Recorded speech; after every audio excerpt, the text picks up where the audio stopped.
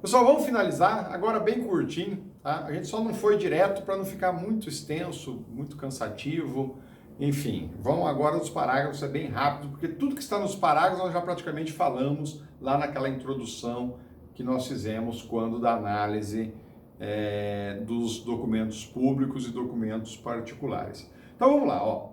O parágrafo 1º, parágrafo 2º, parágrafo 3º, e o parágrafo 4º do 297, vamos fazer uma análise bem rápida sobre eles. O parágrafo 1º diz assim, ó, se o agente é funcionário público e comete o crime prevalecendo-se do cargo, aumenta-se a pena de sexta parte. Veja, não há nem muito o que se discutir. Por que o legislador elevou de um sexto, né, aumenta-se a pena de sexta parte, portanto um sexto de aumento aí inserido, se o sujeito ativo, né, se o agente que falsificou o documento, e agora se refere ao documento público, né, por isso que esse parágrafo não está lá no 298, só está aqui no 297, e a pausa que eu fiz exatamente para facilitar até esse entendimento de vocês, então a gente vai na sequência. Parece que os parágrafos aqui servem também para o 298, quando na verdade não.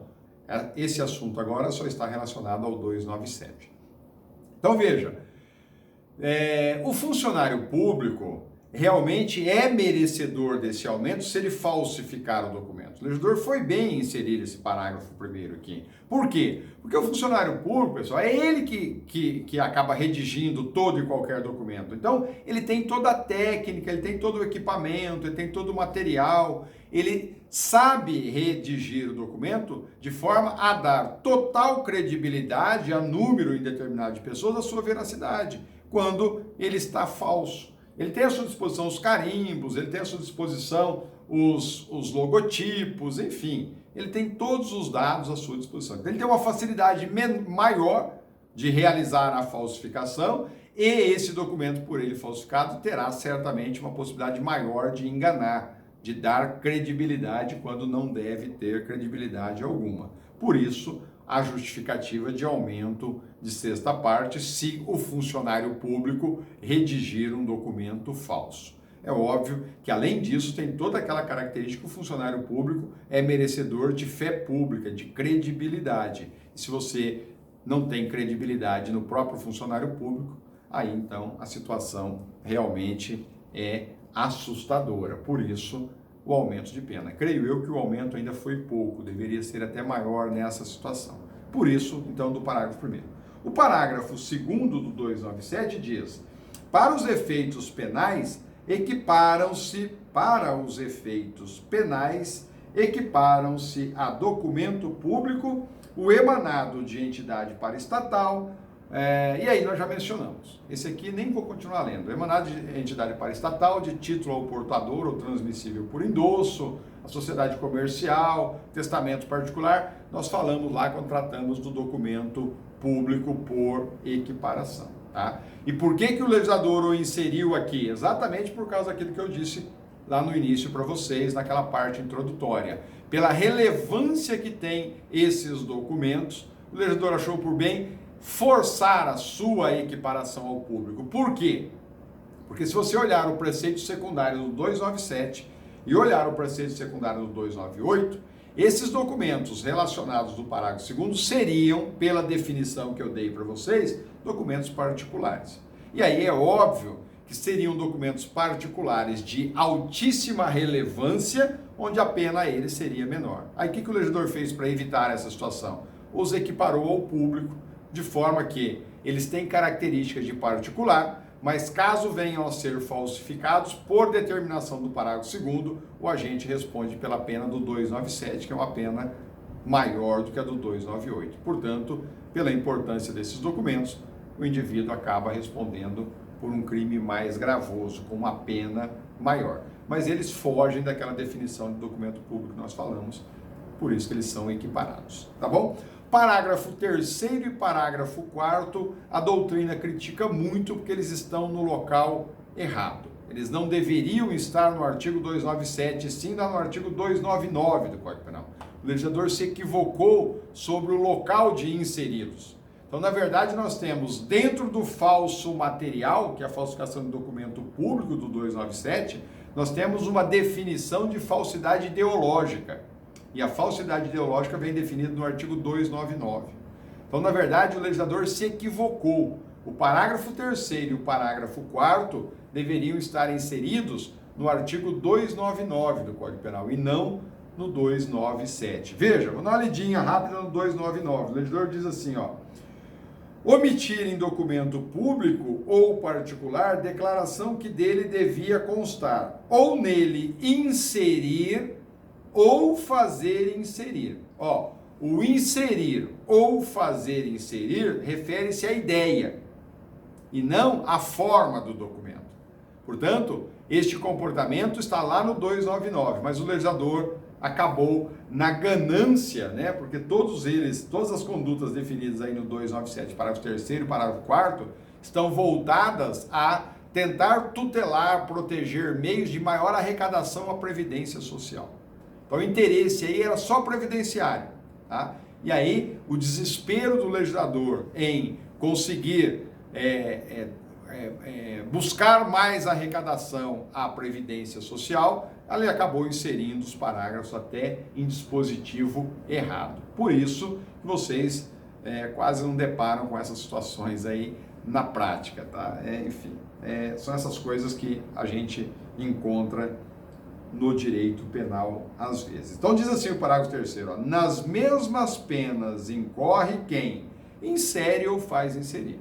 Portanto, significa o seguinte: o documento é verdadeiro em sua forma, só que aí o indivíduo insere uma ideia que não corresponde à realidade. Em quais documentos? O legislador vai lá no inciso 1 e diz: na folha de pagamento ou em documento de informação que seja destinado a fazer prova perante a Previdência Social. Pessoa que não possua a qualidade de segurado obrigatório. Portanto, é inserir na folha uma pessoa que não preenche as qualidades de segurado obrigatório como se fosse. Isso é considerado um crime de falsidade material, 297, quando na verdade deveria ser 299, porque você não tem como exigir perícia nesse documento. Ele é, quanto à sua forma, perfeito. Não muda absolutamente nada. Segue o legislador no parágrafo 2º. Inserir ou fazer inserir na carteira de trabalho do empregado ou em documento que deva produzir efeito perante a Previdência Social, declaração falsa ou diversa da que devia ter sido escrita. De novo, conteúdo de caráter ideológico, tá? Agora, inserir na carteira de trabalho dados que não correspondem à realidade. Aquela situação, você contrata o indivíduo para ele ganhar R$2.000 por mês, na carteira de trabalho você o registra como R$500, porque é sobre esses R$500 que você vai recolher os benefícios que você precisa recolher junto à Previdência Social. E aí a Previdência Social acaba tendo prejuízo quanto a isso.